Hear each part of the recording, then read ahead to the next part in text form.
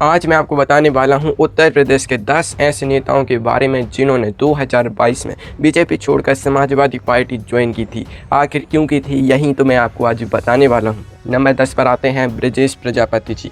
बांदा की तिंदवारी सीट से 2017 में बीजेपी के टिकट पर विधायक बने ब्रजेश प्रजापति जी को अचानक 2022 के चुनाव की आहट सुनते ही एहसास हुआ कि सरकार में पिछड़ों की भारी अनदेखी हो रही है। पूरे 5 साल तक सत्ता की मलाई खाई, सरकारी गाड़ियों के हूटर बजाए और जब चुनाव सिर पर आया तो अचानक अंतरात्मा की आवाज़ सुनाई देने लगी। उन्होंने बाकायदा प्रेस कॉन्फ्रेंस बुलाई और आरोप लगाया कि लखनऊ में बैठे अफसर नेताओं को चपरासी से ज़्यादा कुछ नहीं समझते।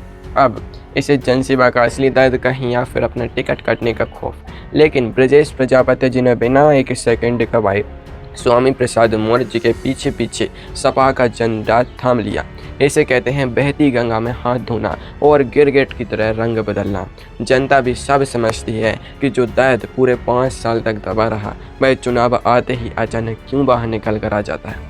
लेकिन ठहरिए, कहानी तो अभी शुरू हुई है।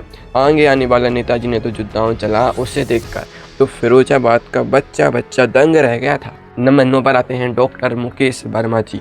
फिरोजाबाद की शेखोबाद सीट से बीजेपी के विधायक रहे डॉक्टर मुकेश वर्मा जी ने ऐन चुनाव के मुहाने पर पार्टी को ऐसा झटका दिया कि संगठन के होश उड़ गए। 5 साल तक बीजेपी के हर मंच से पीएम मोदी जी और योगी जी की जय जयकार करने वाले डॉक्टर मुकेश वर्मा जी को अचानक लगा कि प्रदेश में दलितों और पिछड़ों का तो घोर अत्याचार हो रहा है। इस्तीफा सौंपते ही उन्होंने टीवी चैनल पर रोना रोया कि सरकार में जनप्रतिनिधियों की कोई सुनवाई नहीं थी और सिर्फ नौकरशाही की तानाशाही चल रही थी।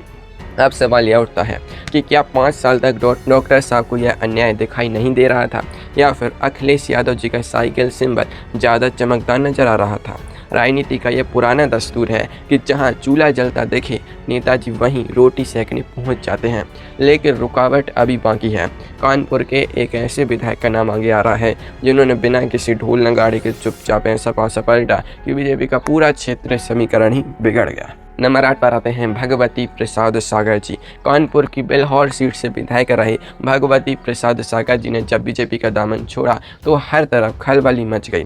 भगवती प्रसाद सागर जी का दावा था कि वे अपनी ही सरकार के काम करने के तरीके से बेहद दुखी थे और पार्टी के वफादार कार्यकर्ताओं को जूते की नोक पर रखा जा रहा था।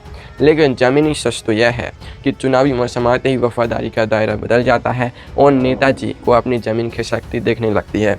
भगवती प्रसाद सागर जी ने बिना कोई वक्त गवाए सिर पर लाल टोपी सजाई और समाजवादी पार्टी के कॉली में जाकर खड़े हो गए।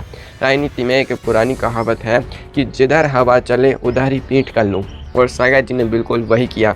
लेकिन क्या आपको पता है कि शाहजहांपुर के एक विधायक जी ने तो इस्तीफा देने के लिए जो तरीका अपनाया, जैसा ड्रामा तो बॉलीवुड की फिल्मों में भी देखने को नहीं मिलता। नंबर 7 पर आते हैं रोशन लाल वर्मा जी।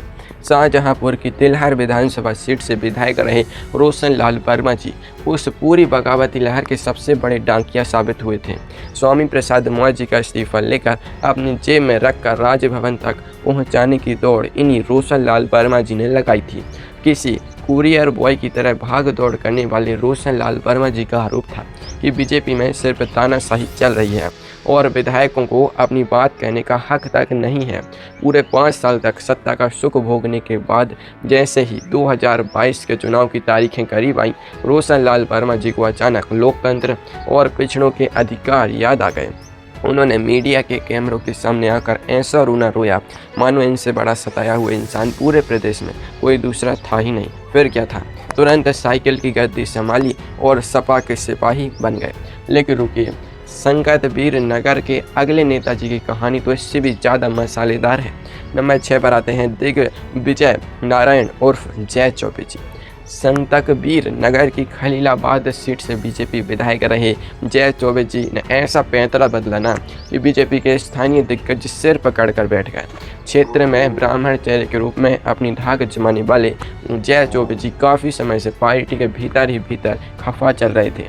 जैसे ही 2022 का चुनाव आया, इन्होंने आरोप लगा दिया कि प्रदेश सरकार में जनप्रतिनिधियों का दमन हो रहा है और सारा विकास सिर्फ विज्ञापनों में दिखाया जा रहा है। 5 साल तक विधायक निधि का पूरा इस्तेमाल करने के बाद चुनाव के ऐन वक्त पर इन्हें लगा कि बीजेपी में उनका राजनीतिक भविष्य सुरक्षित नहीं है।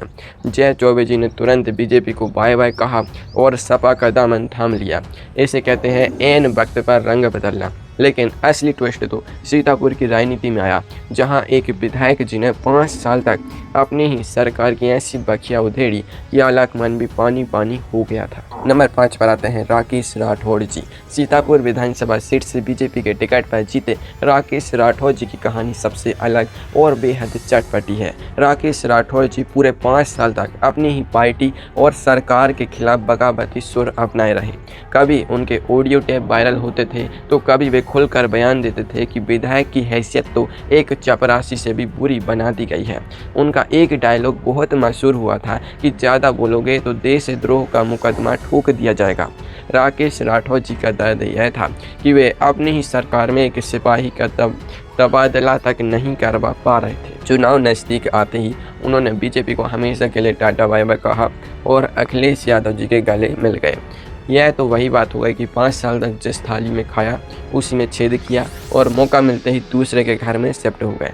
लेकिन ठहरिए, लखीमपुर खीरी का 4 बार का विधायक नेता अभी बाकी है। नंबर 4 पर आते हैं बाला प्रसाद अवस्थी जी। लखीमपुर खीरी की धौरहरा सीट से बीजेपी के तत्कालीन विधायक और 4 बार के MLA रह चुके बाला प्रसाद अवस्थी जी ने चुनाव से ठीक पहले बीजेपी को करारा झटका दिया था। लखीमपुर खीरी में किसान आंदोलन के बाद जो माहौल बना था उसमें अवस्थी जी को साफ समझ आ गया था कि इस बार बीजेपी की नैया पार होना आसान नहीं है। 5 साल तक सत्ता के मजे लेने के बाद उन्हें अचानक से ख्याल आया कि क्षेत्र में तो कोई काम ही नहीं हुआ और पार्टी के वरिष्ठ नेताओं की कोई इज्जत ही नहीं बची है। अपनी खिसकती सियासी जमीन बचाने के लिए उन्होंने जरा भी देर नहीं की और स्वामी प्रसाद मौर्य के बगावती काफिले में शामिल होकर सीधे सपा का हाथ थाम लिया। इसे कहते हैं वक्त रहते डूबते जहाज से छलांग लगाना। अब बात करते हैं उन टॉप 3 चेहरों की जिनके जाने से योगी सरकार के कैबिनेट का संतुलन ही बिगड़ गया था। नंबर 3 पर आते हैं डॉक्टर धर्मसेन सैनी जी। योगी सरकार के में आयुष राज्य मंत्री रहे डॉक्टर धर्मसेन सैनी जी का इस्तीफा बीजेपी के लिए किसी बड़े भूकंप से कम नहीं था। सहारनपुर की नकोड़ सीट से विधायक सैनी जी पश्चिम उत्तर प्रदेश में OBC समाज के बड़े नेता माने जाते हैं। सबसे मज़ेदार बात यह है कि इस्तीफे से ठीक 1 दिन पहले तक सैनी जी टीवी चैनलों पर आकर कसम खा रहे थे कि वे बीजेपी के सच्चे सिपाही हैं और कहीं नहीं जा रहे। लेकिन अगली सुबह उनका इस्तीफा लेटर सोशल मीडिया पर वायरल हो रहा था। इसे कहते हैं रात में कुछ और सुबह कुछ और। सैनी जी ने आरोप लगाया कि 5 साल तक दलितों, पिछड़ों और किसानों का हक मारा गया। अब जनता सवाल पूछते है कि 5 साल तक लाल बत्ती वाली गाड़ी का मजा लेते समय यह हक क्यों नहीं याद आया। लेकिन असली क्लाइमैक्स तो अभी बाकी है मेरे दोस्त, क्योंकि नंबर 2 वाले मंत्री जी ने तो ऐसा ड्रामा रचा ना कि सब देखते रह गए। नंबर 2 पर आते हैं दारा सिंह चौहान जी।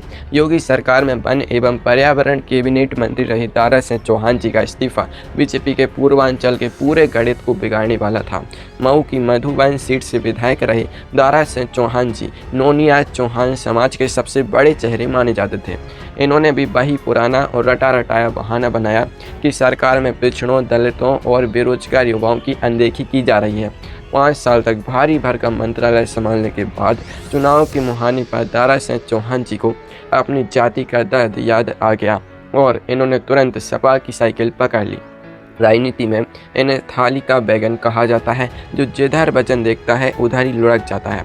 सबसे दिलचस्प बात तो यह रही कि चुनाव बीतने के कुछ ही महीनों बाद दारा सिंह चौहान जी फिर से पलटी मारकर वापस बीजेपी में आ गए। लेकिन अब बात करते हैं उस नंबर 1 नेता की जो इस पूरे पॉलिटिकल ड्रामे का असली मास्टरमाइंड था।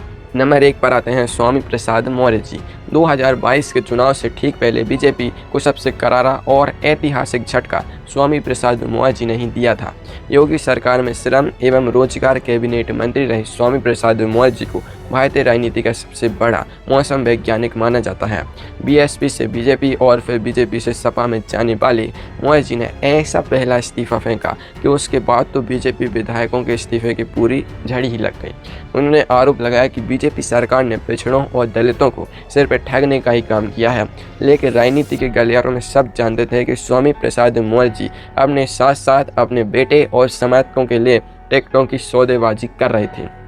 जब बात नहीं बनी ना, तो उन्होंने स्वामी भक्ति छोड़कर साइकिल की सवारी कर ली। मौर्य जी के इस एक दाव ने उत्तर प्रदेश के चुनाव का पूरा माहौल ही बदल कर रख दिया था।